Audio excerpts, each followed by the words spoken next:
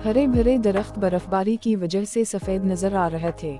सर्दियों के दिन थे। बर्फबारी होते ही जंगल में सन्नाटा छा गया था। जिन जानवरों ने सर्दी की आमद से पहले ही खुराक जखीरा कर ली थी, वो मजे से घर में बैठकर खा पी रहे थे। जिन्होंने कोई इंतजाम नहीं किया था, वो सर्दी से कांपते हुए खुराक की तलाश में निकले हुए थे। लोमड़ी रात का खाना मोटे खरगोश और गोल मिट्टू चौकोर से हासिल करती थी। सर्दियों की आमद से पहले वो रोटी के टुकड़े जमा कर लेती, जो सर्दियों के दिनों में उस वक्त काम आते जब खाने की कोई चीज ना होती। एक दिन मोटा खरगोश अपनी नानी के घर गया हुआ था और चौकोर घर पर नहीं था।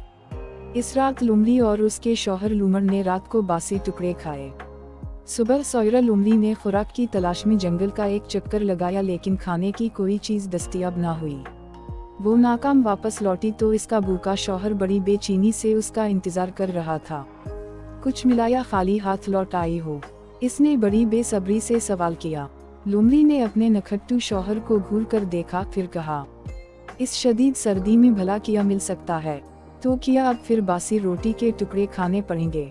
लूमड़ ने झुंझला कर कहा तो बूढ़ी आंखों वाली लोमड़ी को अपने काहिल शौहर पर गुस्सा आ गया और बोली, काम के नाकाज के दुश्मन अनाज के, कभी खुद भी खुराक तलाश कर लिया करो। ये कहते हुए लोमड़ी ने डब्बे में रोटी के बासी टुकड़े निकाले और लूमड़ के आगे रखकर बोली, जब तक खुराक का बंदोबस्त नहीं हो जाता, हमें इन्हीं टुकड़ों पर गुजारा करना होगा। ये कहकर वो रोटी के टुकड़े खाने लगी। लूमड़ ने उन टुकड़ों को देखते हुए कहा, रात को बासी टुकड़े खाने से मेरे दांतों में दर्द हो रहा है। मेरा तो दिल चाह रहा है कि आज गोश्त खाऊं। मुझे उम्मीद है कि मेरी ख्वाहिश जरूर पूरी होगी। लोमड़ी ने कहा, तुम चाहते हो कि हर चीज तुम्हें बैठे बिठाए मिल जाए।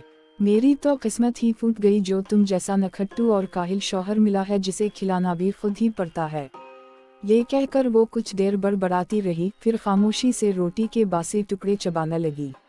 भूखे लूमड़ ने कुछ देर तक अपने सामने रखे हुए रोटी के टुकड़ों की तरफ देखा तक नहीं, लेकिन जब भूख ने सताया तो मुंह बनाते हुए एक टुकड़ा उठाकर चबाने लगा। अभी वो टुकड़ा चबा ही रहा था, कहा आसमान पर फड़फड़ाहट की आवाज सुनाई दी, फिर 4 बतखें नीचे जमीन पर उतर आईं। इन्होंने लूमड़ और लोमड़ी को रोटी के टुकड़े चबाते हुए देखा तो उनके करीब आ गईं कि शायद वो रोटी के कुछ टुकड़े खाने के लिए फूंक दी। लोमड़ी ने बड़ी मुश्किलों से रोटी के टुकड़े जमा किए थे, इसलिए उसने रोटी का एक टुकड़ा भी उनकी तरफ ना फेंका, लेकिन लूमड़ ने रोटी का एक बड़ा टुकड़ा बतखों की तरफ फेंक दिया। चारों बतखें रोटी के टुकड़े पर लपकीं। इनमें से जो सेहतमंद बतख थी, उसने रोटी का टुकड़ा हासिल कर लिया और देखते ही देखते इसे हड़प कर गई। लूमड़ ने दूसरा टुकड़ा फेंका तो वो भी उसी बतख ने खा लिया। तीसरा टुकड़ा बीच में गिरा और चारों बतखें इस पर तेजी से झपटीं, लेकिन ये टुकड़ा भी तगड़ी बतख ले उड़ी। ये देखकर लोमड़ी लूमड़ पर चलाई, पागल तो नहीं हो गए जो रोटी के टुकड़े इस तरह जाया कर रहे हो? लूमड़ ने कहा, ये खुश्क टुकड़े खाकर मेरे पेट में दर्द हो गया है, इसलिए मैं इन बतखों को खिला रहा हूँ। ये कहते हुए उसने चौथा और 5वां टुकड़ा भी बतखों की तरफ फेंक दिया। तगड़ी बतख ये टुकड़े भी खा गई। उसकी साथी बतखों ने एहतजाज किया तो उसने उनकी खूब पिटाई की। बतख की ये हरकतें देखकर लोमड़ी ने कहा, कितनी लालची है ये बतख, अपनी साथी बतखों का हिस्सा भी खा रही है। लूमड़ ने कोई जवाब नहीं दिया।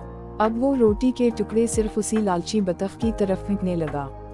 दूसरी बतखों का हिस्सा खा खा कर तगड़ी बतख का पेट फूल गया। इसने इतना खा लिया कि अब इससे इधर इधर दौड़ना भी मुश्किल हो गया। बस करो, तुमने तो सारे टुकड़े उसी लालची बतख को खिला दिए हैं।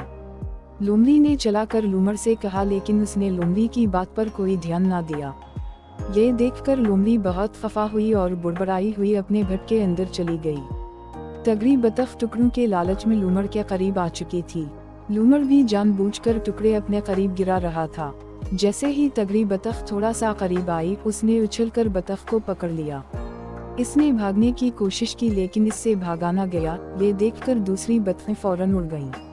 लूमड़ मजे से लालची बतख को मुंह में दबाए भट के अंदर दाखिल हुआ।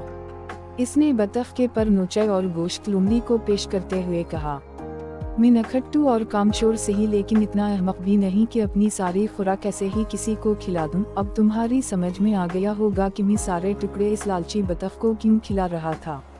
आओ इस सर्द मौसम में बतख के गरम गरम गोश्त का मजा उड़ाएं। लोमड़ी जो कुछ देर पहले लूमड़ पर बेहद खफा थी, अब उसे लूमड़ दुनिया का अक्लमंद जानवर दिखाई दे रहा था।